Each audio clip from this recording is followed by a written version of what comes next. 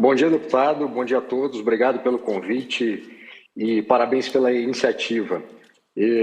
Como eu tenho aqui poucos minutos para falar sobre um tema tão importante, eu decidi fazer essa apresentação para vocês baseado nos fundamentos e elementos essenciais do conservadorismo. Porque muito se fala no conservadorismo, quase que reduzindo o conservadorismo a uma agenda política específica contra o aborto, contra a liberação das drogas, mas trata-se de uma agenda que pode ser comum a posições políticas distintas e, portanto, não seria uma exclusividade do pensamento conservador. E o que tem o conservadorismo? Quais são os fundamentos, os elementos essenciais que tornam o conservadorismo aquilo que ele efetivamente é? Mas antes de falar sobre os elementos e princípios fundamentais, pelo menos alguns dos principais do conservadorismo, queria fazer uma observação importante, que o conservadorismo ele está vinculado à tradição, cultura, história de um determinado país. Portanto, existe uma tradição conservadora brasileira, que está no século XIX, existe uma tradição conservadora americana, uma tradição conservadora britânica, uma tradição conservadora espanhola, e por aí vai naqueles países que construíram as suas próprias tradições conservadoras. Portanto, não há um conservadorismo único. Tá? Não existe no conservadorismo aquilo que existe no liberalismo clássico. O liberalismo clássico é o mesmo, independentemente do país onde ele está sendo defendido e aplicado por meio da política. Assim como o socialismo marxista. O conservadorismo ele tem elementos que são comuns a tradições conservadoras distintas, mas ele está necessariamente vinculado, ele emerge a partir de uma experiência histórica de um determinado povo. Esse é o primeiro aspecto que singulariza o conservadorismo.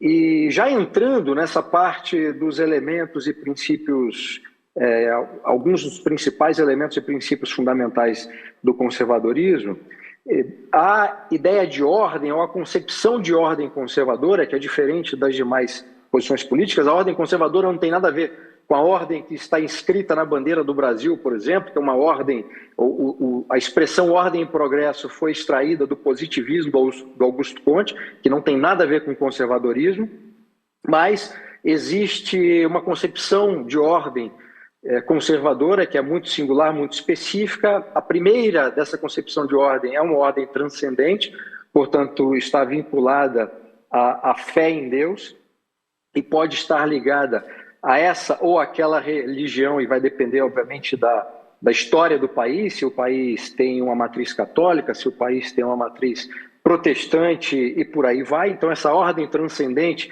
é importante para que o conservadorismo não fique preso simplesmente ao que acontece nas sociedades humanas e que a razão seja a única coisa que vai balizar o conservadorismo, porque aí o conservadorismo deixa de ser o que é e vai simplesmente se assemelhar a outras correntes políticas e até mesmo a posições políticas revolucionárias. Então, a ordem transcendente é o primeiro aspecto.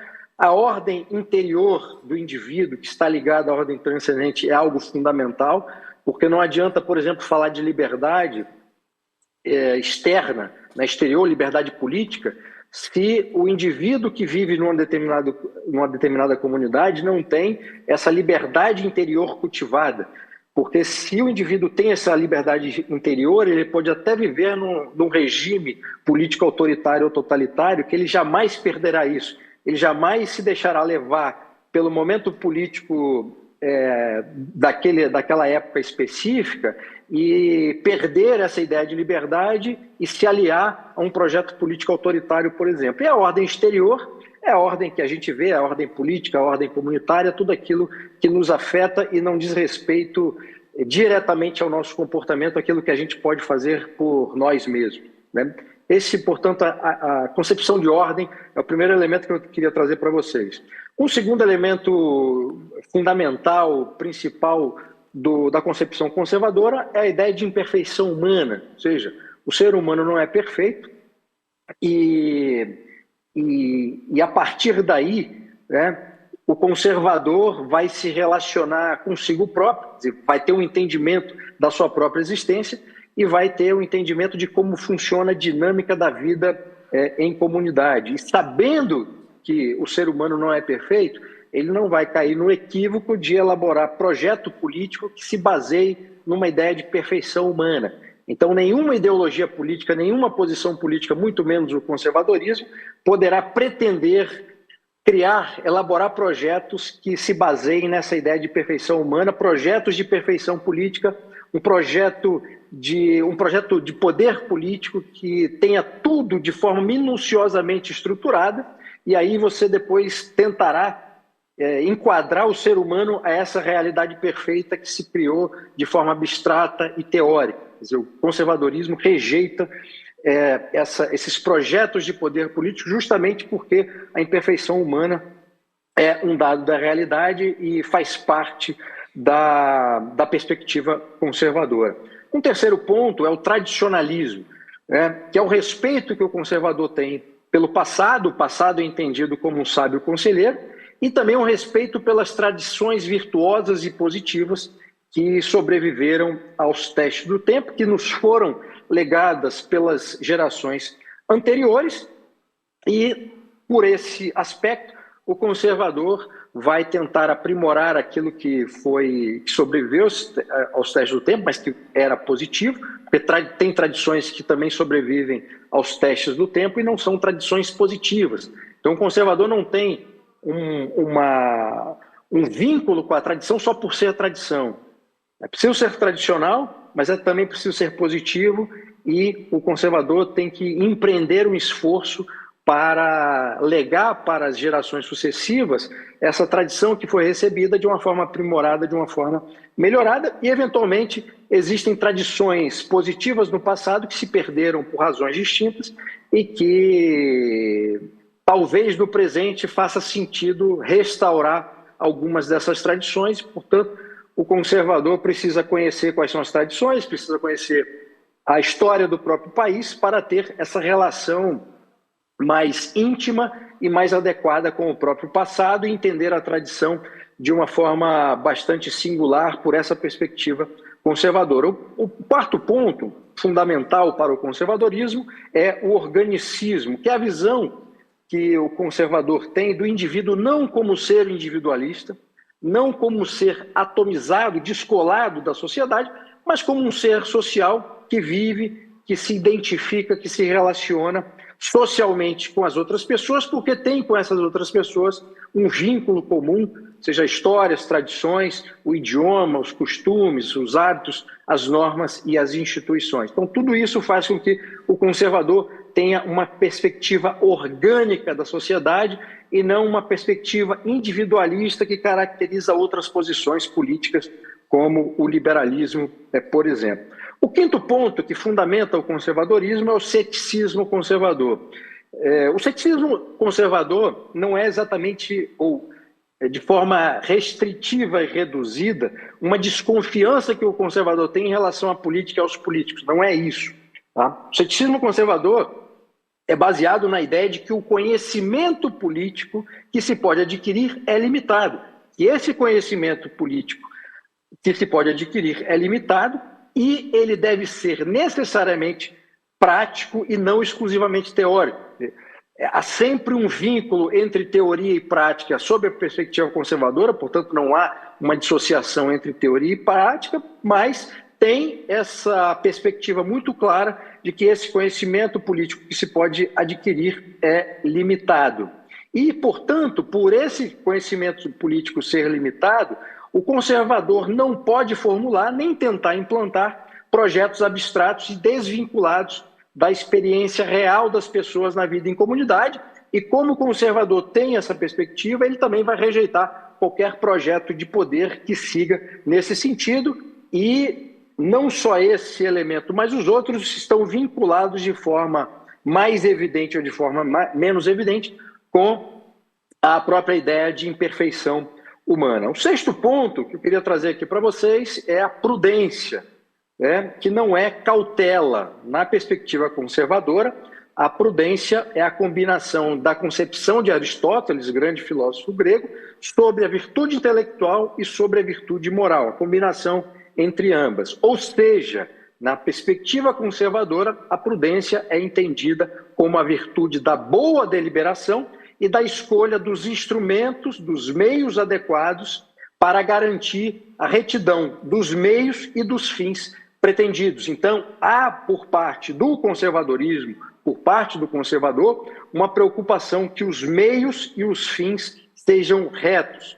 Então, é impossível, sob uma perspectiva conservadora, aceitar qualquer tipo de meio para atingir um fim, mesmo que esse fim seja positivo, e também o inverso é verdadeiro. Está disposto a qualquer tipo de fim ou de meio para poder fazer valer algum tipo de projeto intelectual ou político. Tá? Então, são esses alguns dos elementos principais que atribuem natureza, forma e conteúdo ao conservadorismo e que servem de parâmetro para definir se uma posição política é conservadora, se um partido político é conservador e se uma pessoa é ou não conservadora. Se esse conjunto de elementos não estiver presente como fundamento de um movimento, de um partido ou de um pensamento de um indivíduo, esse indivíduo não é o conservador. Por outro lado, se esses elementos estiverem presentes, a gente pode afirmar que está diante de uma posição conservadora. E para encerrar aqui a minha participação, eu queria destacar algo importante que eu falei de forma muito breve no início da minha intervenção aqui, sobre a tradição conservadora brasileira. A maioria dos brasileiros, de forma geral, e a maioria dos conservadores ou das pessoas que gostam do conservadorismo e se qualificam como conservadores, a maioria dessas pessoas não conhece a tradição conservadora brasileira que foi criada e se desenvolveu no século XIX. No século XIX, as duas grandes forças políticas no Brasil eram os partidos conservador e o Partido Liberal, as duas grandes forças políticas e intelectuais. O Partido Republicano, que foi criado depois desses partidos, não tinha qualquer relevância política nem intelectual. Nessa tradição conservadora brasileira, esses elementos que eu citei aqui na minha comunicação estavam presentes. Foi uma tradição conservadora muito rica, que construiu muita coisa positiva para o Brasil. Obviamente cometeu os erros da época, e aí uma posição conservadora, o ser humano não é perfeito e obviamente vai cometer erros, mas é uma tradição muito rica e é uma tradição que deve necessariamente e obrigatoriamente fundamentar de forma atualizada, corrigida, o pensamento e a atuação do conservador brasileiro no século XXI. Então, o conservador brasileiro de 2023 precisa conhecer essa tradição e precisa tê-la como parâmetro. E só para citar alguns grandes nomes do conservadorismo brasileiro, o criador, um dos criadores do Partido Conservador Brasileiro, que foi o Bernardo Pereira de Vasconcelos, um grande nome, foi fundamental na parte de ensino do Brasil e também na justiça criminal. José da Silva Lisboa, Visconde de Cairu, que antecede o Bernardo Pereira de Vasconcelos, mas é aquele que pode ser considerado o primeiro grande teórico do conservadorismo brasileiro, foi tradutor do Edmund Burke, de trechos da obras do Burke ainda no século XIX, Marquês do Paraná, Visconde do Uruguai, Duque de Caxias, Visconde do Rio Branco, Visconde de Itaboraí, Marquês de São Vicente, Marquês de Caravela, João Alfredo Correia de Oliveira. Enfim, nós temos uma tradição enorme de políticos, estadistas, intelectuais conservadores que atuaram de forma brilhante no século XIX. Por fim, o Partido Conservador Brasileiro e a ala majoritária dos conservadores brasileiros no parlamento aprovaram todas as leis abolicionistas, da primeira até a última, para superar a infâmia da escravidão, uma página infame da nossa história. Todas essas leis foram aprovadas sob governos conservadores e com votação majoritária dos conservadores no parlamento. Obviamente, essa aqui foi uma apresentação muito geral para ajudar vocês e apresentar eventualmente elementos novos sobre o pensamento conservador nesse início de caminhada nos trabalhos da frente parlamentar. e recomendar aqui o livro que eu lancei recentemente, O Mínimo sobre Conservadorismo, onde eu abordo essas questões de uma forma mais detalhada, embora básica, que eu apresentei aqui na palestra para vocês. Tá? Muito obrigado pelo convite, espero que vocês tenham gostado e bom trabalho para vocês aí na Frente Parlamentar em Defesa do Conservadorismo e das Liberdades. Muito obrigado. Obrigado, Bruno. Nós é que agradecemos. E se você ainda me permite aí 5 minutinhos, eu tenho uma pergunta para te fazer. Vou aproveitar que você falou sobre esses elementos todos do conservadorismo. Me parece, se eu estiver errado, você pode ficar à vontade para me corrigir, que, em grande medida, esse conservadorismo que tenta ressurgir hoje no Brasil, ele ressurge com muito fundamento na ordem transcendente e na ordem interior do indivíduo. Me parece que, ao ver as suas tradições, os seus valores e princípios que consideram virtuosos, as famílias brasileiras consideram virtuosos atacados. Ao ver esses princípios atacados, as famílias brasileiras reagiram muito em função da transcendência, e quero dizer da fé cristã, católica e protestante, que predominante no Brasil, e dessa ordem interior, dessa liberdade interior que está gritando e que faz com que as pessoas se manifestem nesse sentido. Você acha que, nesse momento histórico do Brasil, o nosso conservadorismo passa por esses elementos de maneira bastante significativa ou não? A pergunta é muito boa, muito interessante. A ordem transcendente está presente numa parte, acredito, majoritária da sociedade brasileira, dividida aí nas várias religiões que existem, e daquelas pessoas que eventualmente não professam uma determinada fé ou estão vinculados a uma religião, mas que têm uma fé em Deus e não têm religião. Então, esse elemento da transcendência, ele está muito, muito claro numa parte significativa da sociedade brasileira. Mas esse elemento só não faz com que uma pessoa seja conservadora, porque o que eu percebo é que essa posição é uma posição muito mais religiosa, que não tem a ver com o conservadorismo, sendo que o conservadorismo exige os outros elementos, né? Mas, independentemente de haver uma posição majoritária da sociedade conservadora ou não, esse elemento de transcendência eu acho que é fundamental para combater consequências negativas do crescente e profundo secularismo na sociedade e tudo isso que significa nos ataques contra a consciência individual, nos ataques contra a fé das pessoas, nos ataques contra a participação pública, no debate público das pessoas, baseada numa concepção moral que é dada pela religião dessa pessoa. Basicamente, a participação, né, das pessoas que professam uma determinada fé, ela vem sendo caçada ao longo da história recente. No aspecto da ordem interior, aí já é um tema mais complicado, né, e falando sobre a perspectiva conservadora, porque o que eu vejo é muita gente no Brasil, e eu acredito mesmo que existe uma boa-fé, mas existe muito de ignorância, que é aprofundado pela história da República no Brasil, que essa ordem interior ela não é muito bem desenvolvida em termos de liberdade, porque muita gente ainda espera da política e do governo, ou de um determinado governo, ou de um determinado político, que garanta essa ordem exterior.